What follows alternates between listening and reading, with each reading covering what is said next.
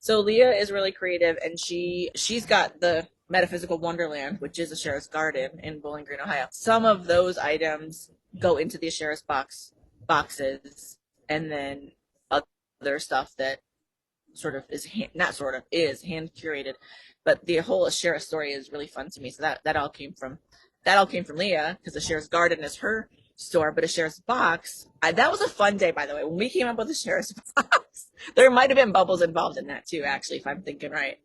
There was definitely vodka involved. There's always something involved, and so we came up with Asherah's box because.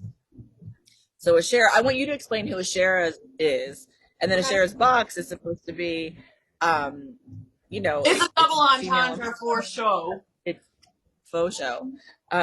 So love yourself, love your box.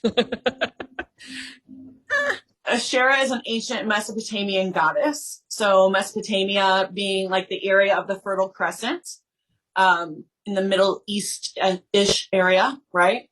And she was the original mother goddess. We don't have a mother goddess or record of one before her. And until the late 80s, early 90s, she was a blip. We had like zero knowledge of her.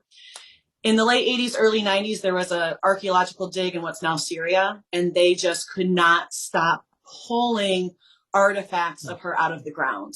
Clay tablets from Sumeria, goddess figurines, and so on. So we learned a lot about her fairly recently. And the long and the short of it is that at that time, it was a matriarchal society. And the gods were simply her consorts that came and went as the politics changed. And right before she sort of disappeared, Yahweh was her husband. If you're not familiar who Yahweh is, it's who all the Abrahamic, religions call God or Allah. Oh. She's amazing. So she wasn't God's wife. God was her husband. God was her husband. What's truly amazing is that for 2,000 years, she was literally buried from history. She was kind of, sort of kept alive by sects within the Jewish faith who would... SCTS.